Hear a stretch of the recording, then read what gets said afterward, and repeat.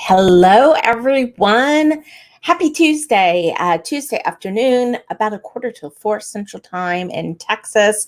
We are heading into, I think, 3 or 4 days of high heat index.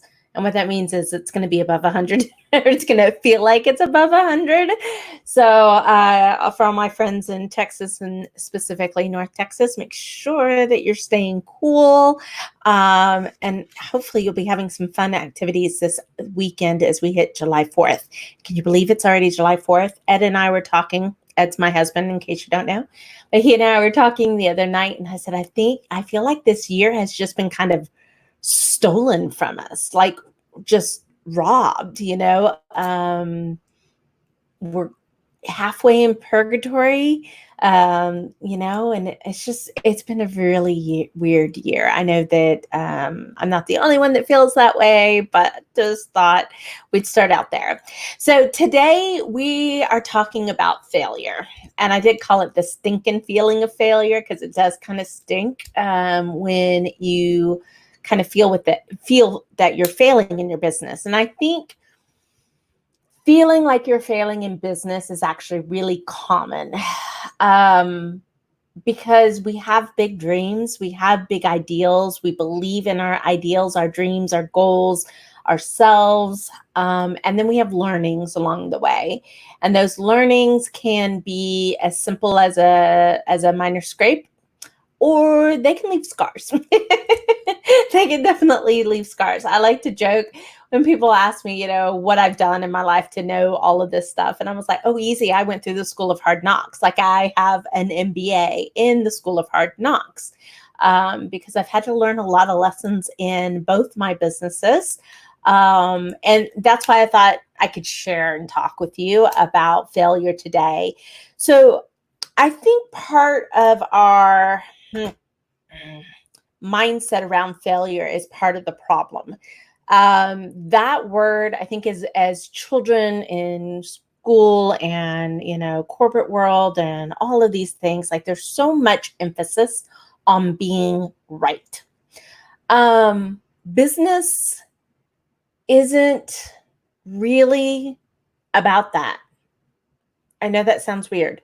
It's really not about being right. And the reason why that is just not true anymore, maybe it was true at one point in time, is that the way that our world is changing. I mean, think about everything this year, right? It's been a tornado of things this year. The way that our world is changing at such a fast pace, what worked yesterday isn't necessarily going to work today. So it's not about being right. It really comes down to learning. And for a lot of us that have been in business for a while, okay, so it's 2020. I have been in business for 13 years.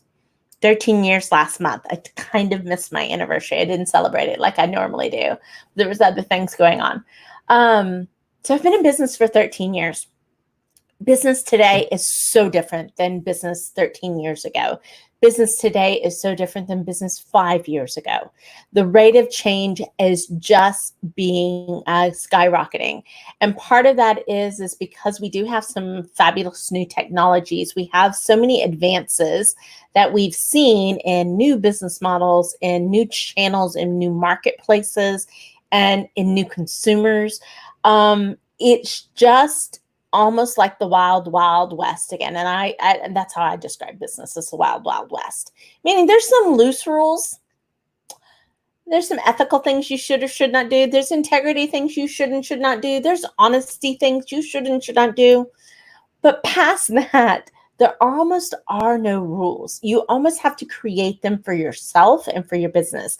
And usually, that's the trifecta of who you are, who your clients are, and the problem that you solve. Right? Those three things can come up with your own secret sauce. But a secret sauce isn't necessarily determined. Like, you're not going to be able to necessarily write this down on a sheet of paper. I don't know, unless you're, Richard Branson. And even Richard Branson has business that don't work, right? It's because you've got to test. You've got to adopt a little bit more of this mad scientist approach to business, especially right now. especially right now, you need to be testing and measuring, and you need to be doing it in a little bit more of a lean startup manner, agile development manner, which are very technology driven. When we talk about software as a service, I always have a hard time saying that, but they're very technology driven, and it's about getting your minimum viable product, and that's great in product world. We're in service-based business. That's who I'm talking to right now, is people that I call them the everyday business, the mom and pops, maybe brick and mortars, but it's the people that are actually doing the services in the world. And so you haven't necessarily been thought to think about those strategies when it comes to adapting and being able to adopt change in your business, because failures really are learnings. That's all they are. Which means that we need to share them. I think that's one of the things um, I've had to work at, being more vulnerable and sharing my failures.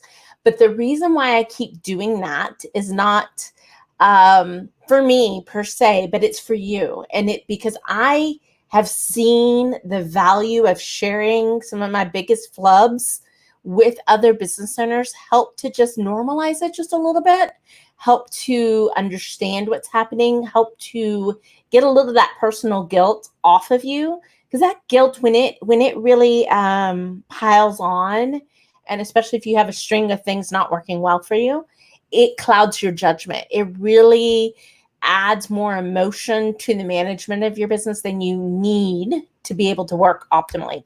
So we want to make sure that we don't see these things as failures, but learnings. And truly, if we're going to have those learnings come and do something for us, I think perhaps we should understand that the only failure is our failure to not use the learning, to not do something with it, because that information's invaluable. In my design business, I used to say all the time, I was like, you know what, if you can't give me a yes, then give me a no, right? But you've got to tell me why. You've always got to be able to tell me why, because every no can lead me closer to a yes. Right. And I think that's the same way in business, and especially when it comes to failure, is that every no, everything that doesn't work, it leads you to a yes. Okay. You may we'll put out with clients, maybe we'll put out 2 or 3 new strategies, trying to see what sticks. And maybe only one really works, or maybe 2 work, but one just blows it out of the water. Right. By putting it out there all at once, it was a little bit more parallel flows, if you will. We're trying to get things done as efficiently as possible, and we're testing against 3 ideas. As soon as you realize that idea is a flub, walk away from it. I think that's so many other things. I was in a networking group, and it was obvious, like, we just didn't share the same values. There was a leads group, and that's kind of important. Like, what you're going to spend on something, that's a personal value. And if the people around you don't have that value that you represent, then that's a misalignment, right? So I was leaving this group, and somebody was saying, well, you've already spent the money to be in the group. She goes, you're just throwing it away. And I went, no, actually, I'm not. If I stay, I'm throwing away my future potential into finding what will work. I'm accepting the fact that this was a test and measure. It didn't pan out, and I'm ready to move on to the next thing, because my goal is to get to that end result, that growth, that opportunity, that next client, whatever your goal might be. So one of the things that I would share with you today is really understand that we're in a wicked learning environment. We're no longer in a kind learning environment. And I had said that before pre-COVID, just about business, but honestly, about everything. We're in a wicked learning environment. And that phrase comes from Blitzscaling by Reid Hoffman. It's an excellent read, a really good read. A couple of things in there I really enjoyed, but the wicked learning environment is definitely apropos right now. So wherever you are, make sure that you are in a community of business owners who are sharing the same similar goal, whether it's growth, whether it's team expansion, whether it's new product development, whether it's all of that if you can find that, because really it's where you get into those opportunities for collaboration to have similar voices pour into you and have you help you see maybe the situation a little differently because they're not so close. That's really where you're going to find true value right now in seeing what everybody else is trying to do, as well as finding out when it works and when it doesn't so that you can learn. You don't have to personally go through the learning to actually be able to use it. So if you're in that kind of environment, sometimes you can learn by proxy, and that's just as helpful. So that's it for today, guys. I hope you're having a great afternoon. Be sure to tune back in tomorrow. In today's post, you'll notice at the end, there's a quick little link to a Facebook Messenger. And basically that's if you want to get notified of these lives. So when you're showing up live, I get to chat with you. I get to say hi, but also you can ask your questions and we'll work on getting those answered. If they relate to the day's topic, we'll definitely take them. If not, they'll just go into the next one. So it's really easy. And that's all that's for, is just to let you know, hey, we're going live. And then here's the link if you want to watch it afterwards. So be sure to click on that. Be sure to sign up and get those notifications.